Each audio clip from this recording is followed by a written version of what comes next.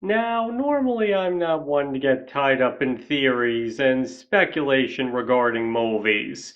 I'm more the type who likes to take things presented at face value and not really theorize about them too much unless something in it really interests me. But if that's your kind of thing, then more power to you. The point is, though, one movie that I have taken quite a bit of interest in regarding popular theories is Coraline. And today, mostly just for fun, as this isn't going to be one of my more serious videos, I would like to go over some of these theories and talk about how much I agree or disagree with them. But before I get into it, I would just like to give my usual warning that there will be spoilers ahead. So if you haven't seen this movie yet, I highly suggest you don't proceed with this video. Okay, so with all of that out of the way, let's get right into it.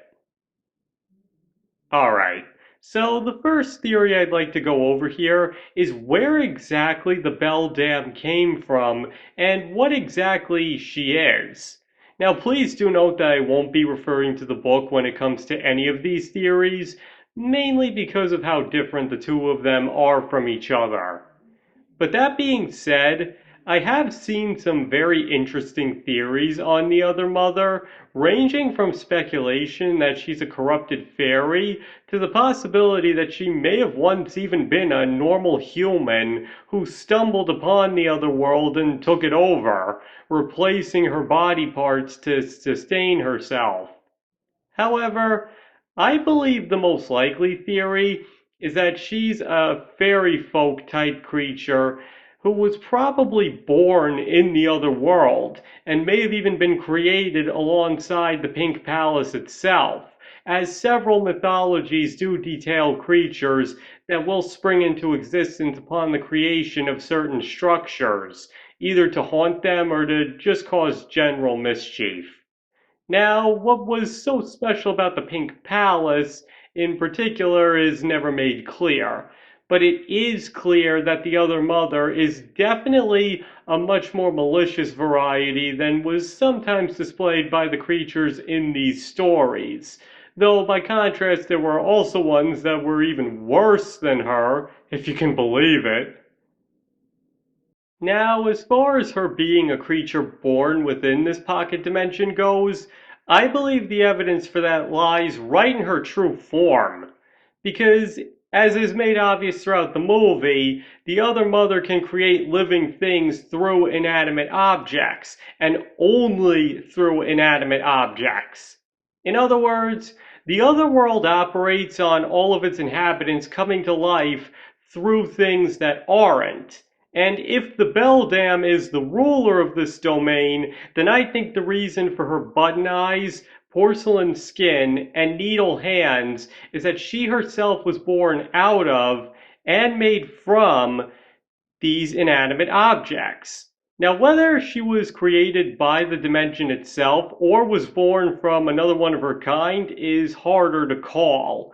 But for my money, I think that's the reason she's made the way she is and why she can only create life from things such as sawdust, as well as why the children she feeds on need to sew buttons on their eyes as her first step to eating them, because they're taking their living, organic eyes and replacing them with inanimate ones, thus tying them to the other world permanently if they wish to keep their eyesight. Now, if you hate that theory, I'm perfectly fine with that, as I know it does have a few holes in it.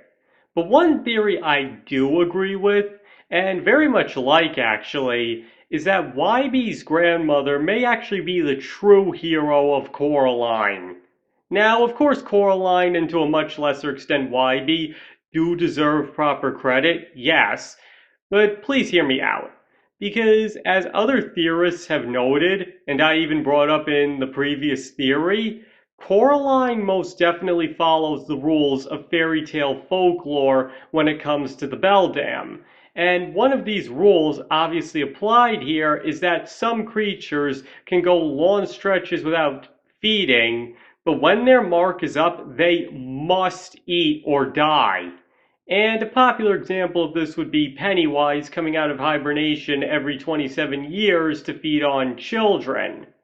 Now, Coraline's father mentions that the house is approximately 150 years old, and we can thus assume that the other mother has been haunting it for the same amount of time, which is supported by Wybe's claim that the doll, a very important tool in the other mother's hunting of her prey, is as old as the house is, which then also indicates that her first victim was probably taken very soon after the house was built as well, as that's when she would have created the doll.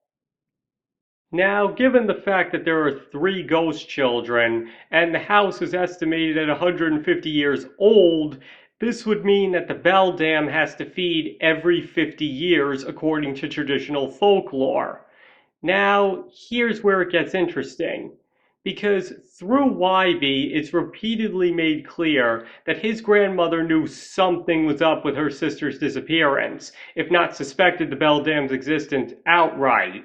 Hence her determination in keeping Wybe away from the Pink Palace and refusing to rent out to families with children.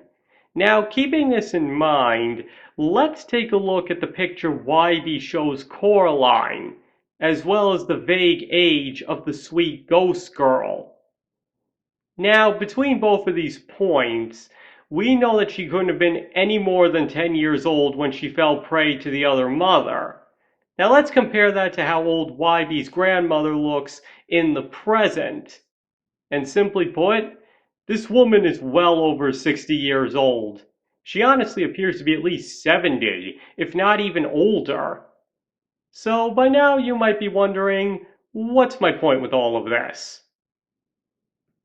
That the other mother has to eat every 50 years and hasn't eaten in at least 60. To put it simply, when Coraline shows up, the other mother is absolutely desperate for food, as she knows this is her last chance to save her own life and might very well be dying already. And this might even help explain why she was able to claim three victims in the first place. Those times she was at decent strength and at the top of her game. She hunted with very careful precision and was very well thought out in her attacks. Here she has to try with everything she has to keep her charade from falling apart from the start, and the moment Coraline shows resistance, she decides to just lock her up and force herself upon her. She can't afford to play the long game like she did before. She needs to eat now, and thus quickly gives up trying to entice her. And if you ask me, this desperation shows itself plainly after Coraline escapes, where she's screaming at the top of her lungs, absolutely terrified that she'll die if Coraline leaves her, because she knows she would never be able to get her hands on another child before she succumbs to starvation. And to go full circle, what is it that drove her to that point? Wybe's grandmother. Her suspicions and paranoia ended up paying off in the long run as she robbed the other mother of potential victims for too long, and by the time she got her hands on one, she was too weak and desperate to properly act on it. To put it another way, it was Wybe's grandmother who beat her into the ground, and Coraline dealt the killing blow. Now, as for why she let Coraline's parents rent the place, that's never explained. But I think the most likely theory that makes sense is that Coraline's parents either exaggerated her age or just failed to mention that they had a child as they were desperate for a room to rent. Either that, or she may have simply believed that enough time had passed to no longer be afraid, though that's not nearly as likely. And for a third theory, One I'm not really a big fan of is that the old well leads into the other world and that Coraline and Wybie essentially delivered the key back to her as a result. Now, this theory mainly comes down to the way the doll flies to the other mother at the beginning of the movie as if moving through water, and Wybie's claim that if you were at the bottom of the well and looked up, you'd see stars during the day, and that's exactly what the sky looks like behind the doll. But what I think is more likely the case is that the doll is able to transport between realms similar to the way the cat is shown to do. Towards the beginning, you already see that the doll is capable of moving on its own, and YB mentioned that the doll had been locked in a trunk for decades.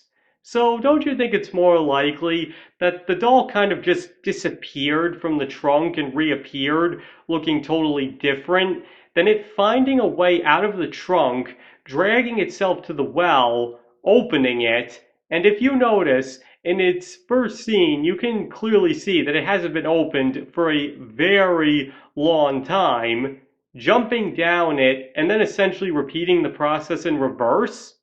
If you ask me, the whole floating thing is more a visual representation of it moving between the dimensions, and the sky is just reflecting that it's always night in the other world. Plus, there's also the fact that a big deal is made out of the fact that there's no well in the other world, which hints at the fact that unlike the Pink Palace itself, it's something the other mother doesn't have access to. And not to mention, when they throw the key down the well, if you listen very closely, you can hear the beldam let out a distressed no, which I'm pretty sure was so the audience would have no doubt in their mind that Coraline had won and the other mother would starve to death. In other words, I think it's pretty clear that Henry Selick was trying to indicate that the well was the perfect place to get rid of the key, and not that they had just given it back to her. And for one final theory, as far as all the Coraline and YB shipping goes, I can definitely see it.